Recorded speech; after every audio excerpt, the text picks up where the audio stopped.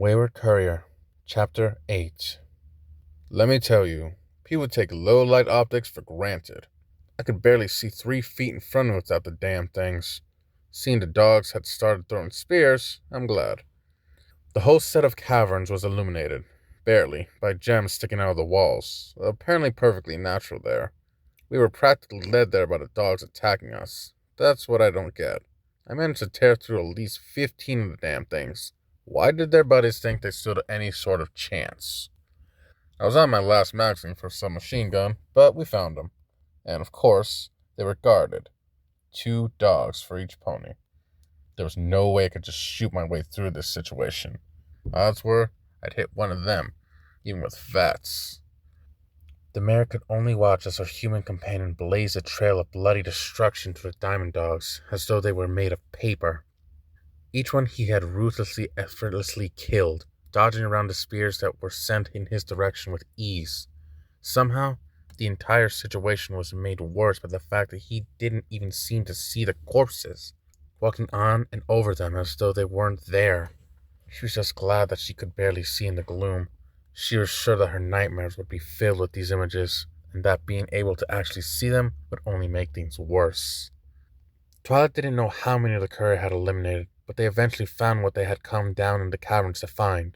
Her heart sank at what she saw. The 3 fillies were there, along with 6 diamond dogs. The fillies themselves were locked behind barred doors, covered in dirt and cuts. "Twilight?" Abaloon asked timidly. One of her eyes had been swollen shut, and she was holding her leg awkwardly. "Is that you?" The unicorn could almost feel the courier shaking with rage behind her. "They hurt them! They fucking hurt them!" He dropped his weapon and pulled the other sleeker one off his back. "They're gonna pay," he growled. "Wait," Twilight said, hoping to halt his murderous rampage. "We should try talking first." The courier seemed to glance at her. "Try if you want. I think we're past that, though," he replied harshly. "They try anything, I'll have a few new coats." The mare couldn't stop herself from shivering at the way he said that. She couldn't help but wonder just who was the bigger threat here, the dogs or him. She cleared her throat and turned to the dogs. "Let the fillies go and we won't hurt you." The diamond dogs laughed. "Let them go?" one of them asked. "Little ponies work for us now," responded another. In the gloom, she had a little trouble identifying the speaker. "Hey!" the orange Pegasus filly Scootaloo yelled. "We don't work for no pony!" The dog nearest her shoved the butt of his spear through the door and slammed her in the face with it. As she rolled away, holding a hoof to her nearest bruise, there was a loud bang and a yelp of intense pain. Twilight turned to see the courier looking down the scope at his weapon, the small metal barrel smoking slightly. She followed the line of sight and was horrified to see that one of the diamond dogs, the one that had just struck Scootaloo, was clutching his leg that seemed to have exploded. Even in the gloom, she was sure that she could see bone between the dog's claws. "The next one to hurt one of those girls isn't getting back up," he said mercilessly, forgetting that Twilight was the only one who could understand him. Understandably, the diamond dogs were scared. The strange being, clothed in armor unlike anything they'd ever seen, and wielding a weapon of frightening power, had just incapacitated one of them with minimal effort. They couldn't understand what he had said, but they didn't have to. His tone said it all. "I will kill each and every one of you." As one, they all agreed to do the reasonable thing. One of them opened the door to the cell the fillies were in, and the rest lowered their spears. "Go," one of them said. "Leave and take your monster with you," another growled. All it took to get them free was to horrifically maim one of their captors, and slaughter ones in the way. Quite honestly, it was a lot easier than I'm used to. Typically, things would end up with me covered in blood and the hostages close to death. Twilight still carried them out, though.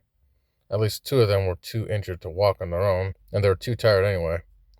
It's probably a good thing it was so dark in those caves. I think the last thing such innocent children needed to see were bodies. And that's the thing. Every child in the Waste, from DC to the Hub, has at least some concept of death. True, it could be just one of the Brahmin on their ranch getting killed by a wild dog, But more often than not, they end up having to defend themselves against raiders. I'll be honest, I was a little jealous. Who knows how we would have turned out if we'd been born and raised in a place like Equestria. Twilight was just glad to be out of the caves. No doubt in her mind now, they would definitely be the setting for the next nightmare or 10 she would have. She was just glad, though, that they had gotten the Phillies out safe. She turned to the courier. I'm glad it's over. The courier, who had since taken off his helmet, stared at her in shock. Then he placed the palm of his hands on his face. You did not just say that, he groaned. Miss Twilight, what's going on with the alien? Evelyn asked, looking at the human curiously. Sweetabelle was a little too scared to look at its face, instead taking note of its odd apparel. Scootaloo, being Scootaloo, was looking at him in awe. I don't know, the unicorn replied. Mr. Courier, is something wrong? He shook his head before replying. No, just, he sighed. Just trying to remember which is stronger, whiskey or absinthe. Absinthe? Twilight shot off without a thought.